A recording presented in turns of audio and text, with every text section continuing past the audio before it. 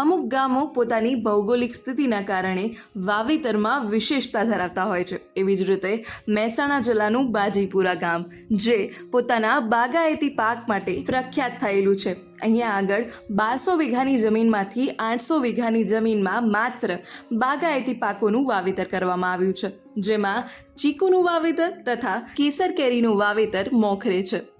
જાણીએ. પટેલ દશરથભાઈ રણછોડદાસ, મુકામ બાજીપુરા, તાલુકો વિસનગર, જિલ્લો મહેસાણા. અને ગામ રહ્યું બાજીપુરા, એમાં કેટલા વીઘાની જમીન હશે અંદાજે? અંદાજે બધી કુલ 1200 વીઘા જમીન. અને એમાંથી જો વાત કરીએ બાગાયતી, તો કેટલા વીઘામાં બાગાયતી? બાગાયતી 800 વીઘા છે. મારું નામ પટેલ મનોજ કુમાર બાબુલાલ, ગામ બાજીપુરા, તાલુકો વિસનગર, જિલ્લો મહેસાણા. તમે કેટલા વર્ષોથી ખેતી કરો છો? હું તો 25 વર્ષથી 25 વર્ષથી તો કરું છું. ફાધરને તો ઘણા વર્ષથી કરે છે. અમારે ટોટલ હાલ 10 વીઘા ચીકુ છે અને અત્યારે બધું અમે જે વાવીએ છીએ એના અંદર કોઈ બી દવા એવું કંઈ નહીં. ઓનલી છાણિયું ખાતર નીચે નાખવાનું અને એક વખત પાણી પાવાનું. કંઈ વધારે ગરમી હોય તો બીજી વાર થાય.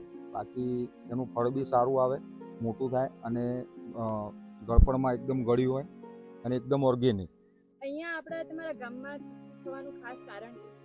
કારણમાં તો મને તો એમ લાગે છે કે જમીન સારી હોય એના કારણે થાય છે.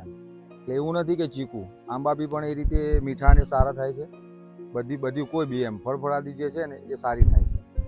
મારા દાદાએ વાવેલા હતા એટલે ગણો ને 40 વર્ષ જૂના છે. એમ શરૂઆત તો 99% તો અમે જ કરી હતી ગામમાં વાવવાની. એટલે બીજા હતા હાથે 2-4, એટલે બધા સાથે વાવ્યા હતા શરૂઆતમાં. એટલે અમે તો અહીંયા જે માણસો હોય જે અમને આપી દઈએ છીએ અને એરિયા અમુક છૂટક વેચે છે અને માર્કેટમાં વેચે છે. છૂટક 40 થી 50 રૂપિયા કિલો અને માર્કેટનો ભાવ શરૂઆતનો 400-500 રૂપિયા હોય. પછી ધીમે ધીમે ઓછો થતો જાય. જેમ ઉત્પાદન વધે ને તેમ ઓછો થતો જાય. એટલે બસ ચીકુમાં એક તો જમીન અને માફક આવી ગઈ છે અને બીજું ચીકુ આ વલસાડી કાલીપત્તી ચીકુ કહેવાય. એટલે આનું અહીંયાની જમીન સારી હોય ને તો એક તો બીજું કંઈ કીડા એવું પડે નહીં અને આનો ટેસ્ટ સારો આવે અને ફળ મોટું. અહીંયાથી ચીકુ ક્યાં ક્યાં જતા હશે આમ અંદાજે? અહીંયાથી વિસનગર, મહેસાણા, અમદાવાદ સુધી જાય. મહેસાણા જિલ્લાના વિસનગર તાલુકામાં આવેલું બાજીપુરા ગામ જે પોતાના વલસાડી કાલીપત્તી ચીકુના વેરાયટી માટે પ્રખ્યાત છે. અહીં થતા ચીકુ આકારે ગોળ, ગળ્યા તેમજ ખાતર વગરના હોય છે. એટલે જ લોકો અહીંયાના ચીકુ વધારે પસંદ કરે છે.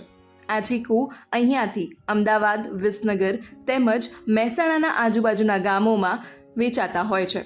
આ ઉપરાંત અહીંના દેવી પૂજક સમાજના લોકો અહીંયાની વાડીઓ રાખીને આ ચીકુનું વેચાણ કરે છે. આ ઉપરાંત તેના બગીચાની સાર સંભાળ તેઓ રાખતા હોય છે. રિંકુ ઠાકોર, ન્યૂઝ 18, મહેસાણા.